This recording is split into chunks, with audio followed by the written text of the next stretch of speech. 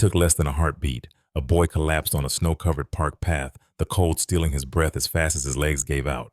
People froze. Time hesitated, and then a Marine on leave moved, no hesitation, no thought, only instinct carved by years of survival. He caught the child before the frozen ground could. In that moment, something felt wrong. Not just the collapse, not just the winter air, but the quiet certainty that this was not an accident. The Marine didn't know the boy. He didn't know why the sight of him tightened something deep in his chest. He didn't know that the dog tag hidden beneath the child's jacket carried a name from his past, a name tied to gunfire sacrifice, and a life once saved at terrible cost. He thought he was helping a stranger. He didn't know he was stepping into a debt left unfinished by war. He didn't know that God sometimes hides miracles inside ordinary choices, inside staying instead of walking away, inside giving when no one asks. Sometimes God doesn't send signs, He sends moments, and this moment would change everything. Stay with this story because what happens next will change how you understand faith, sacrifice, and the quiet power of choosing to stay. Snow drifted sideways across Duluth's lakeside park, thin as ash, thick enough to sting. The gray water beyond the trees looked like cold metal, and every breath turned to smoke. Corbin Weller sat alone on a slat-wood bench, dusted with fresh powder, the kind of bench that squeaked softly when a body shifted like the park itself was trying to whisper. He was 27, but the winter light made him look older, a lean, athletic frame built for endurance, rather than show shoulders squared even at rest, spine straight, as if a drill instructor still lived somewhere behind his ribs.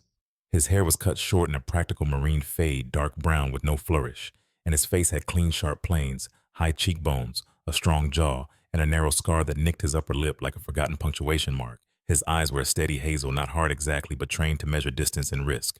The expression he wore wasn't anger. It was a quiet watchfulness, an old habit formed in places where curiosity could get people killed. He was on leave technically. Paper said he was free for a few precious days. His body was here, boots planted on Minnesota ground, hands tucked deep in the pockets of a heavy charcoal coat, but his mind still marched in the background, pacing the perimeter of everything. Sometimes he hated that about himself, how he couldn't just be a man in a park. Other times he was grateful because vigilance had kept him alive long enough to see a snow day again. He told himself this bench was a small truce, a pause, a place to breathe without the sound of engines or shouted commands. And yet, even in stillness, Corbin's gaze moved exits, blind spots, the rhythm of strangers. He wasn't anxious, he was conditioned. War didn't always come back with gunfire. Sometimes it returned as a twitch in the shoulders, a tightness behind the sternum, a muscle memory that never got the memo that the mission ended. At his feet lay Bront.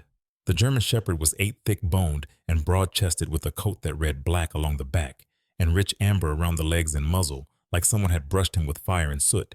His ears still stood tall, though the left one had a small notch near the tip, a tiny battle flag from some training mishap long ago. One hind leg carried a faint stiffness that became more obvious in cold weather. He could still run, still leap, still pull with stubborn power, but the first few steps always looked like he was remembering pain before he decided to outvote it. Bront's eyes were amber brown and unsettlingly intelligent, the eyes of an animal that had learned the world was complicated and still chose loyalty anyway. When he rested, he did not sprawl like a carefree pet. He tucked himself close, angled his body toward Corbin, and kept his head positioned where he could watch the path. Protection wasn't something Bront did, it was something he was. Corbin had adopted that same posture over the years. He didn't mean to. It had happened the way rivers carve rocks slowly, relentlessly, without asking permission. He rubbed his thumb against the inside seam of his pocket, where the fabric had worn smooth, and he tried to remember why he'd come to Duluth. The official answer was simple: leave quiet, a friend of a friend who'd offered a cheap cabin rental near the lake, and the hope that cold air might freeze his thoughts into something manageable. The real answer was messier. He'd been waking up with dreams, he couldn't name the kind, that left his mouth tasting like copper. He'd been snapping at people who didn't deserve it. He'd been carrying an invisible weight and resenting anyone who looked light. Bront had started pressing his head into Corbin's thigh in the mornings, a silent insistence: you're here, you're breathing, stay. A laugh floated across the park. 2 teenagers in puffy jackets lobbed snowballs at a tree, their cheeks red, their voices bright. Farther off, a jogger moved like a shadow breath, pumping in small clouds. Everything looked normal enough to lull a person into softness. Corbin almost let it. Almost. Then Bront's body changed. It was subtle, like a switch flipped under fur. The dog's head rose, ears pricked, forward muscles along his back tightening until the coat seemed to lift. No bark, no growl, Just a sudden focused alertness so sharp it made Corbin's own heart respond as if it had been tapped. Corbin followed Brant's line of sight. On the snow-dusted walkway that cut through the park, a child appeared, small, bundled badly for the weather. The boy looked about 9, maybe 10 if you were generous. His jacket was thin, a cheap navy blue puffer that had lost its puff, and the zipper hung slightly crooked, as if it had been pulled up in a hurry by hands that didn't care about symmetry. He wore no hat. Dark hair, straight and slightly too long in front, stuck to his forehead in damp strands. His skin was pale, with a bluish undertone that winter shouldn't be allowed to paint on a child. He moved with that determined wobble kids have when they're trying to prove they don't need help. Shoulders set, chin up, pride doing its best to impersonate strength. The boy's left hand pressed hard against his chest, fingers splayed as if he could hold his lungs in place. His other hand clutched a small backpack strap. The backpack sagged too low, frayed at the seams, the kind of bag that had been used longer than it should have. With each step, his knees seemed to reconsider the agreement they'd made with his body. Corbin's mind did what it always did, catalog. No adult within arm's reach. No stroller. No guiding hand. The boy's gait was wrong. The boy's color was wrong. The boy's breathing. Corbin could see it even from the bench, came fast and shallow like a fish trying to remember water. Brant rose fully now, standing tall and still, tail low, but not tucked. Not fear. Concern. Readiness. Corbin didn't think. He moved. His boots hit the path with a hard, clean rhythm. He crossed the distance in seconds, coat flaring behind him. For a brief moment, the boy's eyes found Corbin's dark eyes, glassy with confusion, and there was a flicker of relief that made Corbin's chest ache. The boy tried to take one more step. Pride insisted. The body refused. His knees buckled. Corbin slid in close, dropped to one knee, and caught the boy before his head could meet the icy concrete. The child was shockingly light, lighter than a 9-year-old should be, as if winter had been stealing from him in secret. Corbin's gloved hand supported the back of the boy's skull, another arm bracing across his shoulders. He felt the boy's breath against his collar, thin, rapid edge with panic. "Hey," Corbin said, voice low and steady, the same tone he'd used with injured Marines who were trying to pretend they weren't afraid. "Hey, stay with me. Look at me, kid." The boy's eyelids fluttered. His lips had a faint bluish tint that made Corbin's gut tighten. The child's skin felt cool and clammy through the jacket. Brant arrived like a shadow made of fur, circling once with disciplined economy, then settling close, body angled outward toward the world, ears flicking, as if he could hear trouble approaching from a mile away. The dog's presence was a warm wall against the wind, a living barricade. Corbin scanned the area, voice rising just enough to carry. "Hey, someone call 911, medical emergency." A woman walking a small terrier stopped, eyes wide. A man near a bench fumbled for his phone. The teens froze mid-snowball, their laughter dying. The park suddenly felt like a theater where the script had changed without warning. Corbin shifted the boy slightly, keeping him upright enough to breathe. "What's your name?"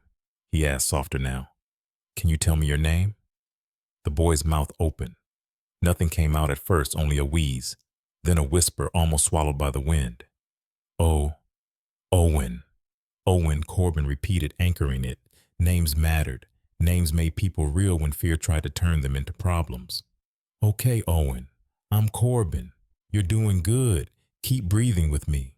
Owen's eyes drifted toward Brant, unfocused, but curious, like a child reaching for comfort even through the fog. The dog leaned in slightly, not crowding, just offering the steady weight of his calm. Owen's fingers twitched as if he wanted to touch the fur, but couldn't negotiate the distance. Corbin spotted the backpack sliding off the boy's shoulder and caught it. The strap was worn smooth. A keychain dangled, cheap plastic shaped like a compass.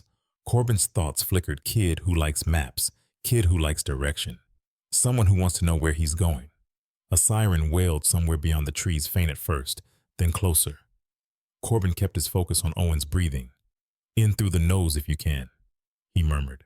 "Out slow. You're not alone." He didn't know why he said that last part. Maybe because it was the sentence he needed to hear years ago and never did. Owen's gaze slid away again, and his head lolled slightly. Corbin felt the boy's body go heavier in his arms, an awful surrender. Brant's ears snapped forward, and for the first time he made a sound, not a bark, but a low, urgent huff, like a warning pushed out of his chest. Corbin tightened his hold. "Stay with me, Owen," he said, and something in his own voice cracked, not loudly, not visibly, but enough that he felt it.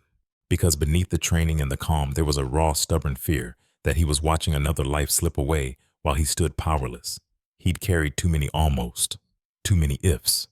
The ambulance pulled into view at the park entrance, red lights bouncing off the snow like restless spirits. Two paramedics hurried over, one tall, one shorter, with a knit cap pulled low. They moved with practiced efficiency, eyes taking in Corbin the child, the dog, the scene. Corbin gave a clipped summary without theatrics. 9-year-old male. Sudden collapse, labored breathing, cyanosis on lips, no adult nearby. As the paramedics knelt to take over, Bront rose, stepping back just enough to give them space while never truly disengaging. Corbin's hands, suddenly empty, hovered for a moment, as if unsure what to do without the weight they'd been holding. He stood slowly, heart-pounding adrenaline, leaving him with a strange hollowness. And then he noticed it, something that slid from Owen's jacket as they shifted him onto the stretcher, a thin chain tucked beneath fabric, flashing silver against the boy's throat before disappearing again.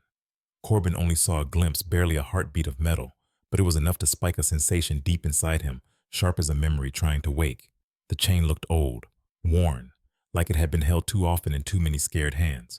Corbin stared at that disappearing glint, and the air around him suddenly felt heavier than snow. His rational mind tried to label it coincidence, but his instincts, the ones that had saved him more times than pride liked to admit, whispered something colder. This wasn't random. Not quite. Not anymore. The paramedics rolled Owen toward the ambulance. The tall one glanced at Corbin. "You family." Corbin swallowed. "No," he said. "Just there." Bront moved to Corbin's side, pressing his shoulder against Corbin's leg, grounding him with familiar weight. The dog's breath rose in warm puffs.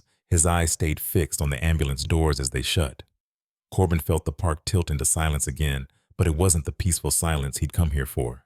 It was the kind that comes right before a story reveals its teeth.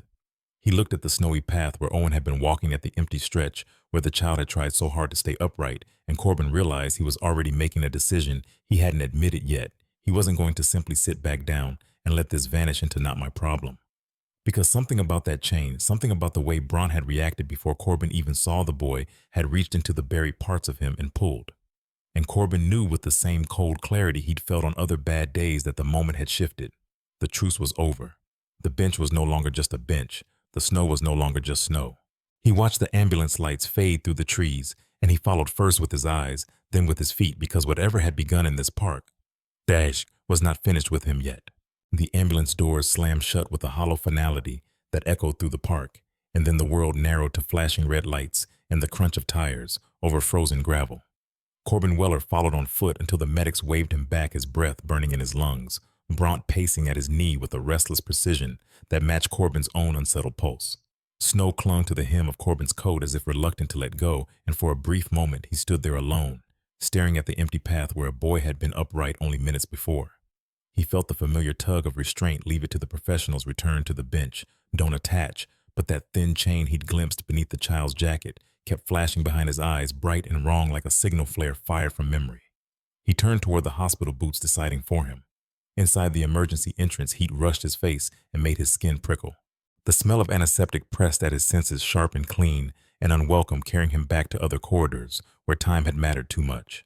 Bront paused at the threshold, ears forward, then patted in, nails clicking softly on the tile.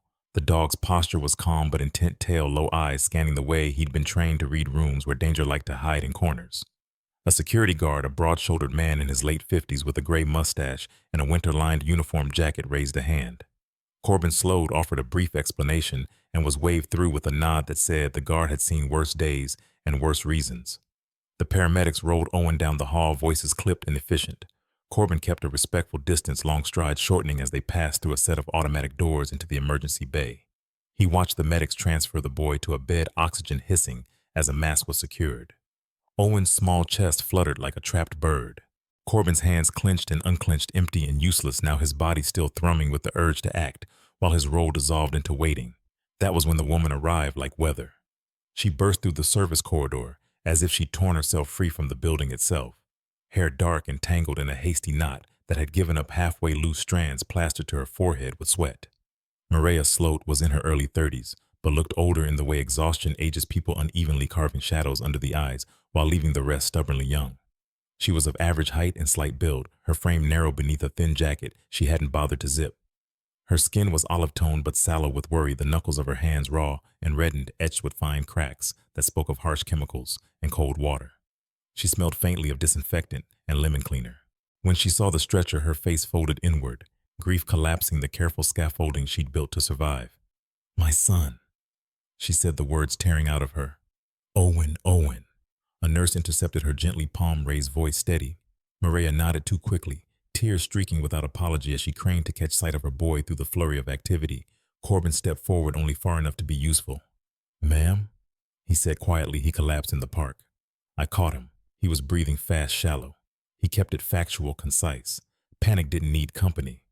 Maria looked at him, then really looked, and something flickered behind her eyes, a recognition of steadiness that mattered when the ground felt unreliable. She nodded once, a small, efficient motion. People who carried too much learn how to ration even gratitude. She followed the nurse as the door swung shut, leaving Corbin and Bront in the waiting area where time stretched and contracted without permission. The waiting room lights hummed softly. Chairs lined the wall's vinyl surfaces, cool to the touch. A television murmured with a daytime program no one watched. Corbin stood rather than sat, leaning back against the wall with his weight evenly distributed, an old habit that let him move quickly if he needed to. Bront settled at his feet, chin lifted, eyes trained on the emergency doors. The dog's breathing matched Corbin's as it slowed, both of them calibrating to the new tempo of forced stillness. A woman in scrubs passed by, mid-40s, tall and angular with a streak of silver in her hair, pulled into a severe bun. Her name badge read N. Ketter. She glanced at Corbin, then at Bront, paused and offered a brief smile that didn't reach her eyes. He's working, she asked softly. He's retired, Corbin replied. Military. She nodded, understanding without prying. Good boy, she murmured to Bront before moving on her shoes, whispering against the tile. Minutes bled into each other. Corbin replayed the scene in the park with an almost forensic attention, checking angles, timing the boy's color, the sound of his breath. He hated the way his mind tried to control outcomes by cataloging them. Control was a lie, but it was a comforting one.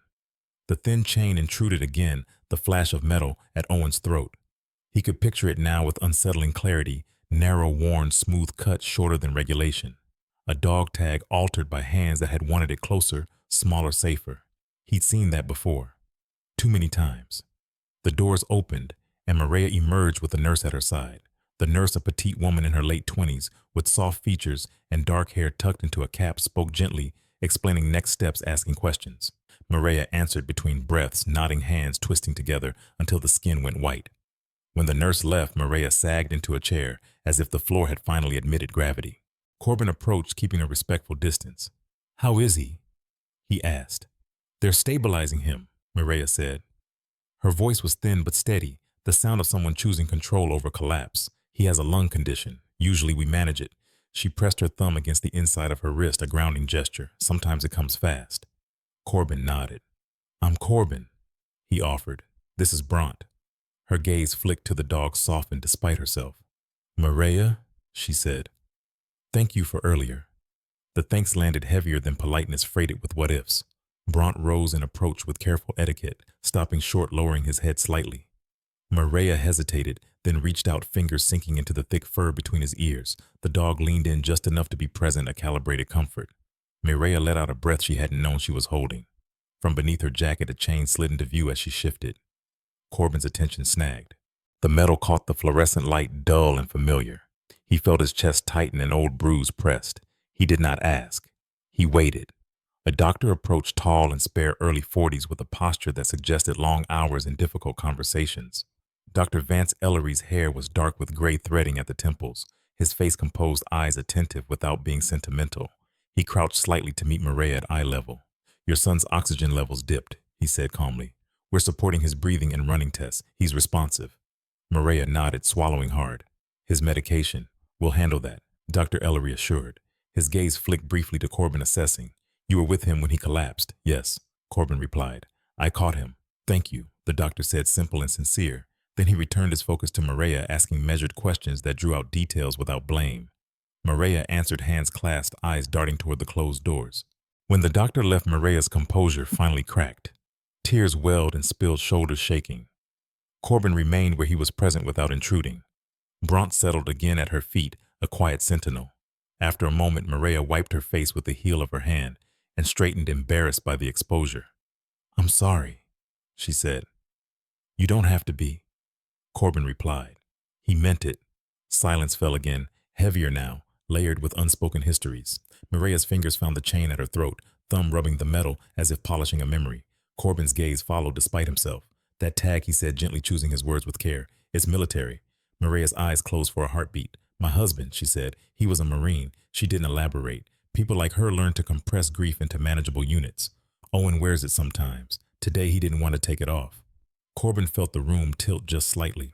He kept his face neutral, but inside something shifted a piece, sliding into place with a sound like a lock turning. I'm sorry, he said. It sounded inadequate and necessary all at once. Outside, the snow thickened dust settling in earnest. The waiting room lights grew warmer by contrast, shadows pooling in corners. Corbin checked his watch and realized he'd been here longer than he'd planned. The thought didn't prompt him to leave. Instead, it settled like a decision already made. The doors opened again and a nurse beckoned Mireya. You can see him briefly, she said. Mireya rose on unsteady legs. Corbin moved instinctively, steadying her elbow for a second before stepping back. She glanced at him, gratitude and something like relief passing between them. As Mireya disappeared through the doors, Corbin stayed behind with Bront, the hum of the room filling the spaces where answers should be. He stared at the emergency entrance and felt the old pull, the sense that a line had been crossed, and there was no returning to the safe distance he'd intended to keep. The chain, the boy, the storm of a mother arriving just in time, none of it felt coincidental anymore. The hidden message threaded through it all, quiet but insistent. Some moments chose you whether you were ready or not. When Mireya returned, eyes red but steadier, she nodded once to Corbin as if to acknowledge a shared vigil. He returned the nod. Outside, night took hold, snow falling thicker now, the world narrowing to a few illuminated paths. Corbin understood with a clarity that surprised him that whatever came next would not be optional. He had stepped into the story and it had closed around him. The bench in the park felt like another life. The waiting room with its humming lights and worn chairs was the threshold, and thresholds he knew rarely let you pass unchanged. Night arrived early in Minnesota, the kind of winter night that didn't descend so much as close in.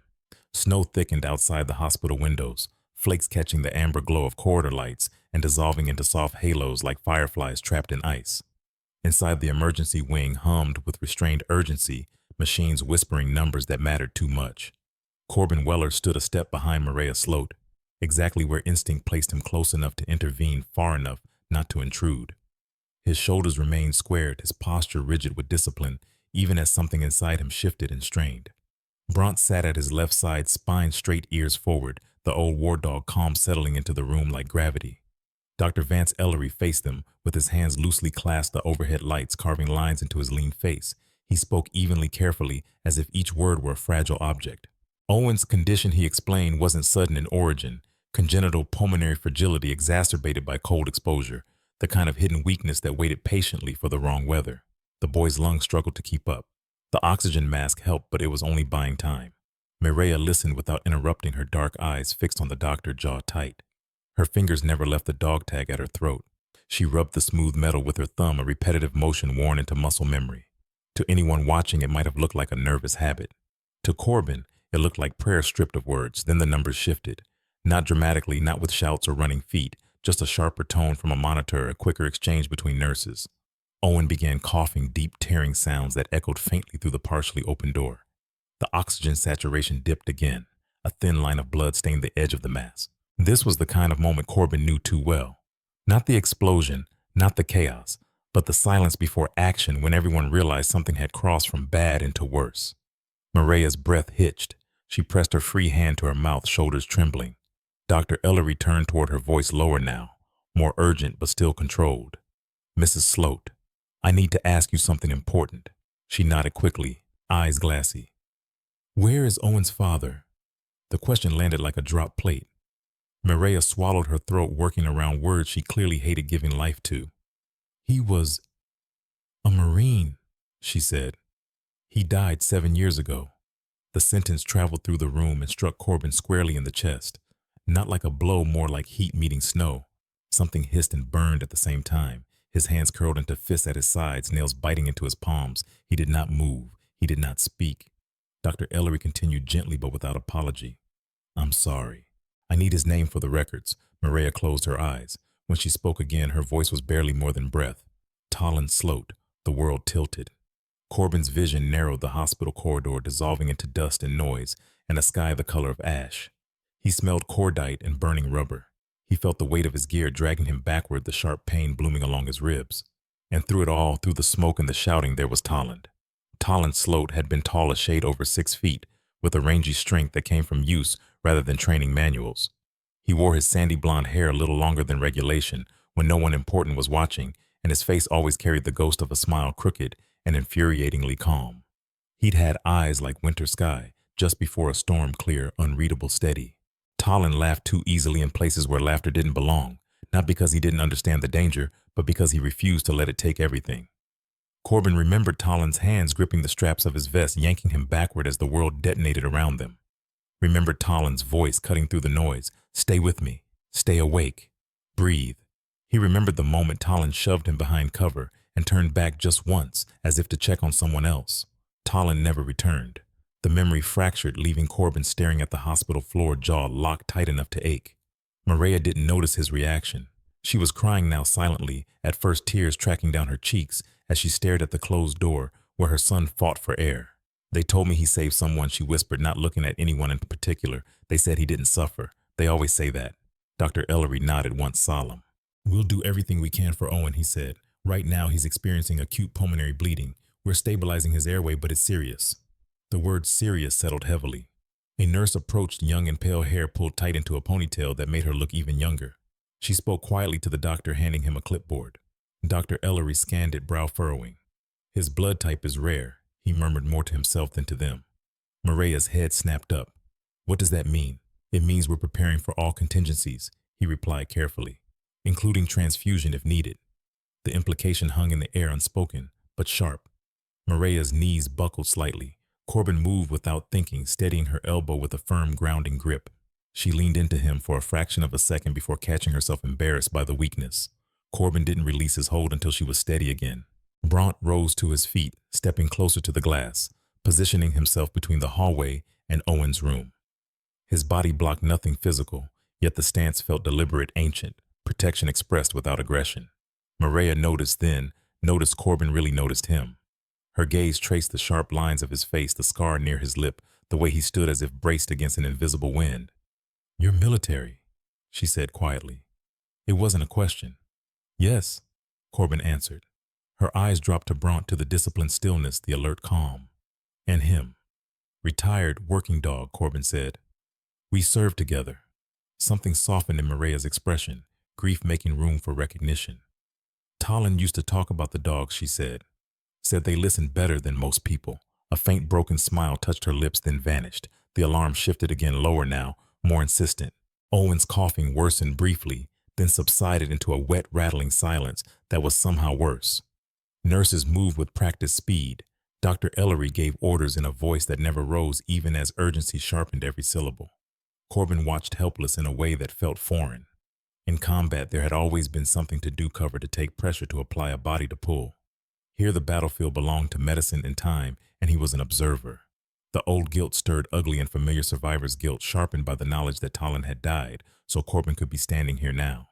Maria clutched the dog tag harder, the chain biting into her skin. "Please," she whispered, not to the doctor, not to Corbin, but to something older, something she no longer expected to answer. Corbin felt a cold clarity settle over him, the same clarity that preceded every irrevocable decision he'd ever made. The name Tallon Sloat echoed again, no longer just memory, but obligation. He didn't know yet what form that obligation would take. He only knew it wasn't finished. Dr. Ellery turned back toward them. "We're not out of options," he said. "But the next hour is critical." Maria nodded, shoulders squared, grief folding back into resolve. She wiped her face with the back of her hand, straightening as if Tallon himself were watching. "Do whatever you have to," she said. "He's all I have." Corbin stood silently beside her, Bront steady at his feet, the weight of 7 years pressing down like accumulated snow. He understood then, with painful certainty, that the debt he thought he'd buried with time had only been waiting. Names did that. They resurfaced when you least expected them, demanding to be paid in full. And as the night deepened outside, and the hospital lights burned on, Corbin realized this chapter of his life was no longer about staying detached. It was about facing the quiet truth he'd avoided since the day Tallon fell. Some lives are saved forward, carried through strangers and children, and moments that refuse to stay in the past. The door to Owen's room remained closed. Bront did not move. Corbin did not look away. The name of the dead had been spoken aloud, and with it the balance of the living had shifted. Dusk bled into night without ceremony, the snow beyond the hospital windows thickening until the world outside became a moving white veil. Streetlights blurred into pale halos, and the glass reflected back a waiting room full of people who had forgotten how to sit comfortably. The air felt heavy, as if everyone were wearing soaked coats they could not remove. Dr. Vance Ellery stood near the nurse's station, shoulders squared, jaw tight, in the way of a man who carried responsibility like a second spine. Under the fluorescent lights, the gray threading his hair looked sharper, more pronounced. He held a clipboard at his side but did not read from it. The information was already etched behind his eyes.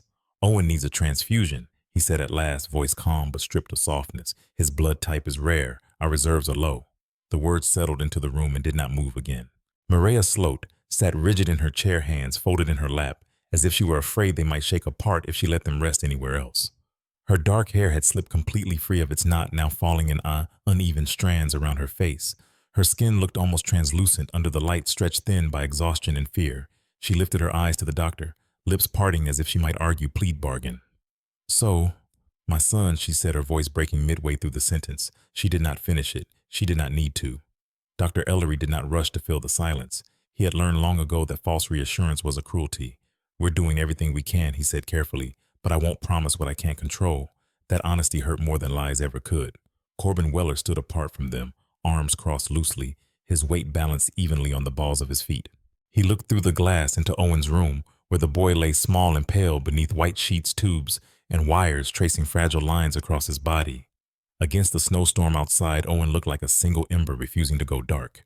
Corbin's jaw tightened. The image triggered something old and stubborn inside him. He remembered another night, another storm sand instead of snow, heat instead of cold, when Talon had crouched beside him and said, half grinning, even as blood soaked his sleeve, "If one of us walks away, that's a win." The memory did not feel like nostalgia. It felt like instruction. Corbin uncrossed his arms and stepped forward. His boots made a soft sound on the tile, barely audible, but Maria's head snapped up at the movement. She watched him approach, eyes rimmed red, expression guarded in the way of someone who had learned not to expect rescue. "I can donate," Corbin said. The sentence did not rise or fall. It simply existed. Dr. Ellery turned to him, fully now assessing. "Are you family?" he asked. "No," Corbin replied. He paused, feeling the weight of the next words settle into his chest. "But Owen's father saved my life." The room seemed to contract around that admission. Maria stared at him, confusion flickering across her face, followed by disbelief. What she whispered. Corbin met her gaze steadily. "I served with Talon," he said. "He pulled me out of a kill zone. He didn't make it back." Maria's breath left her in a shudder. Her hands flew to the dog tag at her throat, fingers digging into the worn metal, as if it were the only solid thing left in the world. For a moment, she looked like she might speak or scream or collapse entirely. Instead, she did none of those things. She simply stared at Corbin's eyes, searching his face for proof she had not imagined this connection. Dr. Ellery cleared his throat gently. "What's your blood type?" he asked. "O negative," Corbin answered without hesitation. "I've known since basic training." The doctor's eyes sharpened. "You understand the risks. You're under stress. You haven't eaten." "I understand," Corbin said. His voice did not waver. "Do it." Maria shook her head weakly, tears spilling again. "You don't have to," she said. "You don't owe us." Corbin looked at her, then really looked at the exhaustion carved into her face, at the pride she had carried like armor, until it finally cracked, at the quiet courage it took to keep breathing when the world kept demanding more than she had. "I owe Talland," he said quietly. "And this is how I pay him back." Dr. Ellery studied Corbin for a long second longer, then nodded. "We'll need consent forms," he said, "and vitals. Follow me." The process moved with practiced efficiency. Corbin was guided into a smaller room off the main corridor, one wall lined with cabinets, the other with a reclining donation chair. A phlebotomist entered, a woman in her early 50s named Marin Holt, with cropped silver hair and calm blue eyes that had seen fear in every shape. She spoke softly as she worked her hands steady and precise, explaining each step without patronizing. Corbin rolled up his sleeve, revealing forearms marked by faint scars and muscle earned through repetition.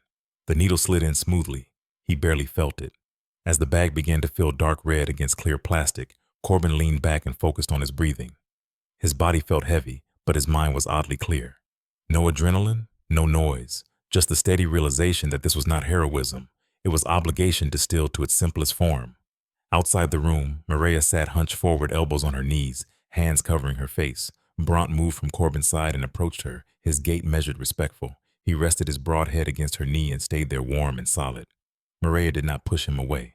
She curled one hand into the thick fur at his neck, sobbing quietly. The transfusion began soon after.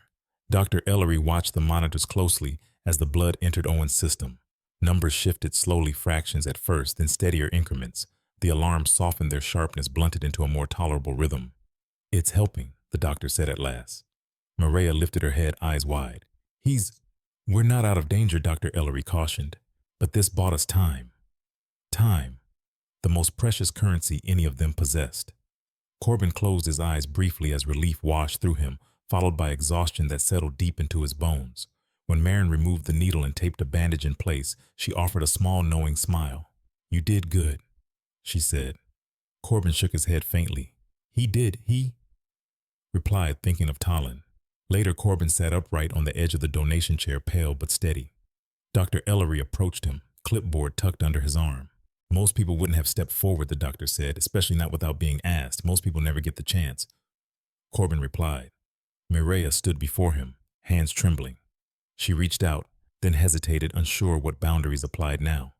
Finally, she took his hand in both of hers. Her grip was firm despite the shaking. "Thank you," she said. The words were inadequate, but they were all she had. "You don't have to say anything," Corbin said gently. Through the glass, Owen lay, sleeping color slowly returning to his cheeks, chest rising and falling with a more even rhythm. Bront lay at the foot of the bed, his large body pressed against the base of the gurney, eyes half-lidded but alert. Protection for him was not an action, it was a state of being.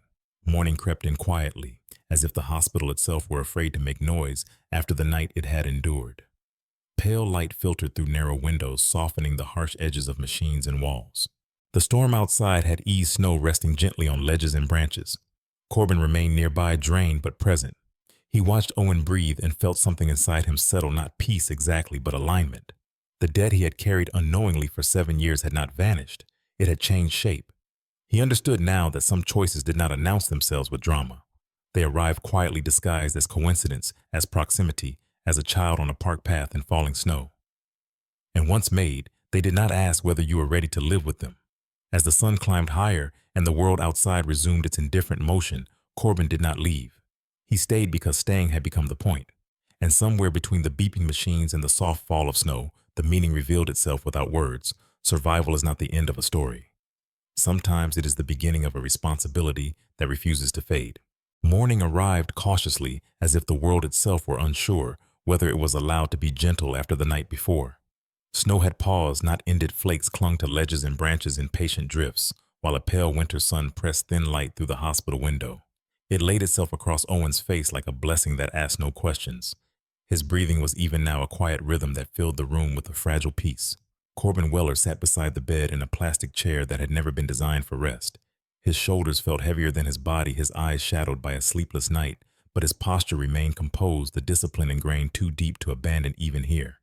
The narrow scar near his upper lip stood out against skin drained of color. He watched Owen's chest rise and fall, counting breaths without meaning, to the way one counts stars when there's nothing else to hold on to. At the foot of the bed, Bront lay with his chin on his paws, amber eyes half-lidded, yet alert. The dog's hind leg was stiff from the cold and the long hours, but he did not shift. Vigilance had become his most comfortable position. Mireya Sloat stood near the window, changed into borrowed hospital clothes that hung a little loose at the shoulders. Her hands were still rough, the skin cracked and dried despite the lotion a nurse had pressed into her palm. She looked smaller in daylight exhaustion, carving lines beneath her eyes, but something else lived there now, too relief so profound it bordered on disbelief. She watched her son sleep as if afraid the act itself might undo the miracle. "You didn't have to do that," she said quietly, breaking the hush.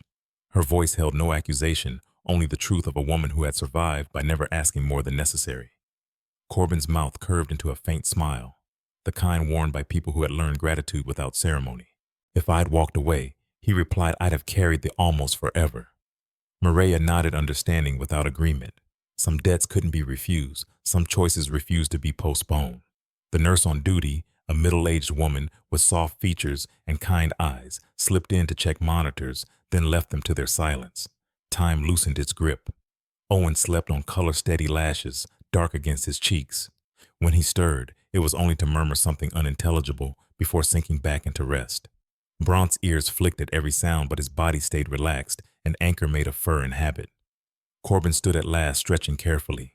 His legs protested the dull ache of giving more than his body preferred. He leaned on the chair for a moment until the room steadied. Mireya noticed and moved instinctively toward him, hand hovering near his arm. He shook his head gently. "I'm fine," he said, and meant it as far as the word would allow. They stepped into the hallway together, leaving Bront inside with Owen. The dog did not follow. He understood boundaries better than most people. Outside the room, the hospital smelled of coffee, an antiseptic, of mornings that kept coming whether you were ready or not. Staff passed quietly, voices low, fatigue, worn like a second uniform. "I don't know what happens now," Maria said, staring at the floor as if it might offer a plan. "They'll keep him a few days. Tests. Appointments." She paused. "After that, I'll figure it out." Corbin nodded. "I can help," he said simply. She looked at him, then surprised. Pride flickered, then tiredness won. "Okay," she said. It wasn't surrender. It was acceptance. Days passed, measured not by clocks, but by small improvements. Owen woke fully, asked for water, complained about the taste of hospital ice. His laughter returned in cautious bursts like a creek testing its banks after winter. Corbin returned each evening after his duty, sometimes with food, sometimes with nothing but his presence. He spoke little, never pressing content to sit and read or watch the machines hum. Bront resumed his post without instruction, walking Owen to the bathroom, settling beneath the bed when the boy slept, positioning himself between the child and anything unfamiliar. Protection again was not an action, it was a state of being. When Owen was discharged, the world outside felt startlingly bright. The sky was a clear, brittle blue, the air sharp with cold that no longer felt cruel. Corbin drove them home in his truck, Bront riding in the back, as he always had, ears catching the wind, posture proud. Maria's apartment was small and worn, the kind of place that held its history in scuffed floors and a hallway light that flickered on cold mornings. Corbin noticed the loose cabinet hinge, the crooked door handle, the dim bulb. He fixed them quietly over the next week without being asked. Maria protested once, then stopped. There were limits to independence, and she had reached them. Owen grew stronger by degrees. He took his medication without complaint, followed rules he had memorized too young, and returned to his drawings. One afternoon, sunlight slanted through the living room window as Owen held up a piece of paper crayon smeared into bright certainty. It showed a boy, a dog, and a tall figure standing beside a flag that leaned a little in the wind. "That's my dad," Owen said, pointing to the flag. "Mom says he was brave." Corbin's chest tightened. He said softly. Bront thumped his tail once, as if in agreement. The day they returned to the park arrived without fanfare. Snow lay thin and clean, the path familiar, the bench waiting where it always had. The lake wind cut through coats, but it no longer felt like a threat, only a reminder that winter existed and could be endured. Corbin stood a few steps back, hands in his pockets, watching Maria and Owen approach the place where everything had changed. Bront sat beside him, posture relaxed, ears attentive. Owen paused at the bench, then turned back. He took his mother's hand, then without ceremony reached for Corbin's with the other, as if the choice were self-evident. Corbin felt the boy's small fingers wrap around his warm despite the cold. He did not look down right away. When he did, he saw trust there, not blind, not fragile, but offered. They stood together, the three of them, and the dog Snow whispering around their boots. No one named what had formed. It wasn't family by paperwork or destiny by thunder. It was presence. Choice. The quiet decision to stay when leaving would have been easier. Corbin glanced at the lake, then back to the bench, and understood that some stories did not end where they began. They traveled forward, changing shape as they went from battlefields to hospital rooms, from explosions to the simple miracle of a child breathing. He squeezed Owen's hand once gently and felt the meaning settle without words. Sometimes grace did not arrive as light from the sky. Sometimes it arrived as a man who chose not to walk away, a dog who kept watch, and a mother who learned she did not have to carry everything alone. In the white stillness of the park, with snow underfoot and wind off the lake, the truth stood plain, and unadorned debts of love did not disappear. They transformed into care, into patience, into the courage to remain. Sometimes we wait for miracles to arrive with thunder and light, believing that if God is moving, the world must shake. But more often, his work comes quietly. It comes as a man who chooses not to walk away, as a mother who keeps standing when her strength is gone, as a child whose breath returns one slow moment at a time, as a loyal dog who stays watchful through the night. God does not always change the storm. Sometimes he places the right people inside it. In our daily lives, we may never face a hospital room or a battlefield, but we face choices every day to stay when it's easier to leave, to give when it costs us something, to care when no one is watching. Those moments matter more than we realize. That is where faith becomes real, not in words, but in actions. If this story touched your heart, let it be a reminder. You are never alone, even in your hardest moments. Grace still moves among ordinary people, and love, when chosen, becomes a miracle. May God bless you and your family. May he protect you on your daily journey, strengthen you when you feel tired, and remind you that hope is never truly lost. If this story brought you comfort or inspiration, please share it with someone who may need hope today. Leave a comment and tell us where you are watching from or what this story reminded you of. And if you believe that love, faith, and second chances still matter, subscribe to the channel so more stories like this can reach those who need them. God bless you, and thank you for being part of this journey.